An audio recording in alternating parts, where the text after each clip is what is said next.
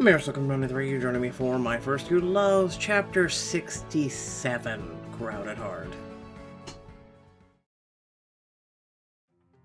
Morning of the ski trip, my heart was a bundle of stress and nerves.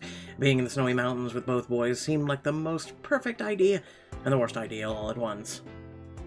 But that wasn't the only problem. I'd spent so much time packing, Noah had probably forgotten what I looked like. I have nothing to wear. Either everything's not warm enough or it's not cute enough, and I'm gonna get frostbite out there in the mountains. Mackenzie poked through my suitcase with a pensive expression. What did you wear last time we went skiing? We went with Mom, right? Mackenzie had been super young when Mom had passed away, but some of her memories were fuzzier than mine. Yeah, we did. You kept trying to convince us to try the Black Diamond slope, remember?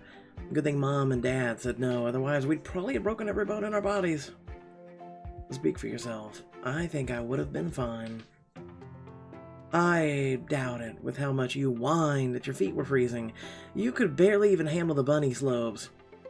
I'm pretty sure I underdressed for that trip too. I ended up borrowing Mom's puffer jacket that whole time. Hey, do you think we still have that jacket? You can borrow it again. Mackenzie grabbed my wrist and hauled me out of my bedroom and into our dad's. When Mom had been alive, makeup, jewelry, perfume bottles cluttered every open space. But now, Dad looked up at us as he closed a drawer on a table housing a single vase of dusty plastic flowers. You girls aren't dressed yet? Almost. We're just missing one thing, and I'm sure it's in here somewhere. As Mac looked through Mom's side of the closet, still absolutely overflowing with barely worn clothes, I eyed Dad's wistful gaze. I don't know about this. Is it okay? Your mother had too many clothes to know what to do with. She'd probably be happy you're putting her things to good use. Wait, this is it! Oh, not just do we get the pants, or jacket, we get the really tight tights. Look at that. You're the spitting image of your mother. Not to mention it's so cute. Crisis averted. As I preened in front of the mirror, Noah poked his head into the bedroom, already dressed for the mountains. Hey, we should probably go if... He paused, looking me up and down from my soft pink puffer jacket to my skin-hugging leggings, until my dad cleared his throat. Wow, are you wearing that on the trip? Well, I'm serious, I don't get the whole skin-tight thing, and they offer absolutely no heat resistance, but I digress. Or cold resist, excuse me. It does suit me, doesn't it? Great. With that, we're all set. Well, then let's go meet up with Mason. When we arrived, the Jennings front door was open, and the car sat in the driveway, luggage only half packed. My stomach churned, and I thought it was just nerves. But when no one greeted us in the living room, it became obvious something was off. Hello? Mason? Anybody? We're ready to drive to the cabin. Believe this. Even doing here? Sounds like someone's in the kitchen.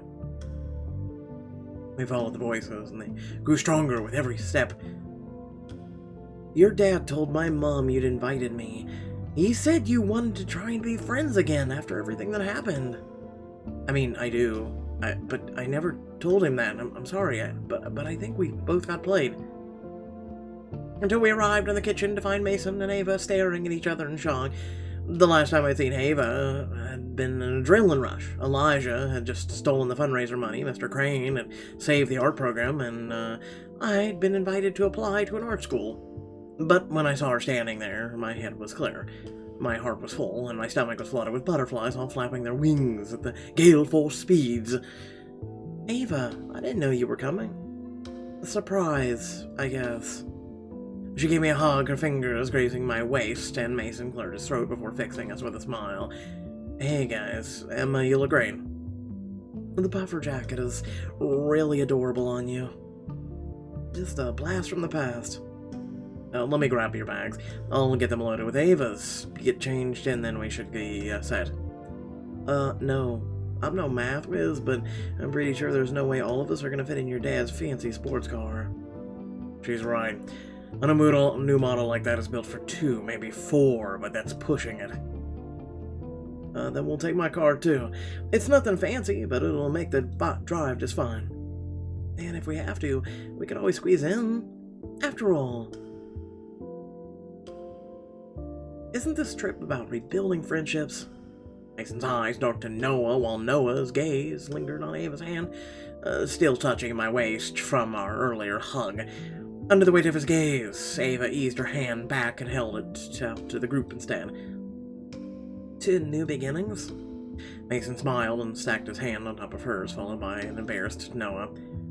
Fine, new beginnings, but this is my one and only group huddle. Real heartwarming stuff, you guys, but all this talk of squeezing in is making me wonder, what are the sleeping arrangements?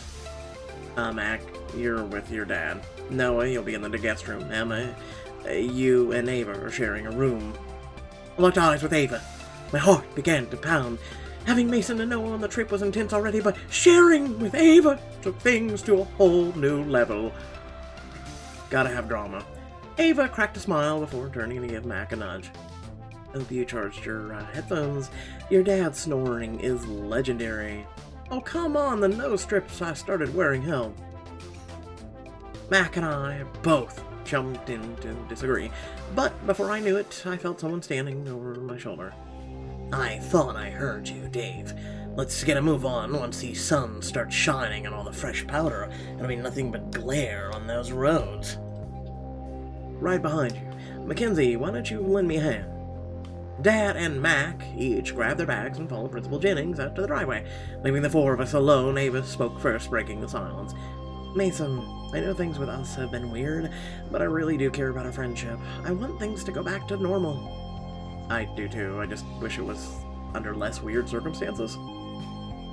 Seems like this is your dad's way of getting back at you for inviting me. As true as it may have been, I couldn't help but think of the dinner we'd had at the Jennings and the way they talked about Ava. Principal Jennings was back to his old tricks, clearly steering Mason towards her, but he had no idea Ava and I were struggling through feelings of our own. Mason, you need help loading everything in the car? Yeah, my mom packed like 5 suitcases. Here, follow me. The 2 of them headed outside, but as Ava moved to help out, I grabbed her wrist. She turned to face me, and finally, we were alone. Hold up a second. Can we talk about rooming together and everything? That depends. What's everything? You know, the Bela situation? Is she okay with this? Ava's eyebrows lifted a fraction before returning to normal, and I wondered if I accidentally clued into something. I mean, she's visiting her grandparents over the break. It's not like we could hang out anyway. But maybe you're right. I'm gonna call Bay and tell her what's up before I get changed. Meet you at the car? Yeah, okay, see you there. I headed back to the living room, but I tensed when I saw Principal Jennings standing in Noah's face. It's no secret I didn't want you on this trip, but if you so much as touch one thing... Careful, Jennings. I'm going along for the fancy food and the mountain air, but I can get real chatty on road trips. Jennings started to respond and then stopped short as he caught sight of me walking up. He straightened, and for a moment I thought he'd say something, but instead he stormed past, his eyes drilling into me. Noah breathed a sigh, and as I reached out to touch his shoulder, I felt his entire body tremble, either in fear, anger, or both. What was that? Nothing. Everything's fine. But if that was the real case, why did I feel like I walked in on something big? And how are we going to get through this whole trip with a thing like that hanging over our heads? Oh, for the love of Christ. Welcome back, book that no one really asked for once. Without further ado, if you did enjoy the video, please make sure to like and share it, and preferably the channel too. Make sure to also subscribe if you want more content and hit the bell icon. That way, YouTube says, hey, you actually want to see more content from this loser in the future. Thank you all for once again watching, and very much appreciated, and means a lot to me, more than you will ever probably know. Thank you all for once again tuning in, and I'll catch you later. Peace.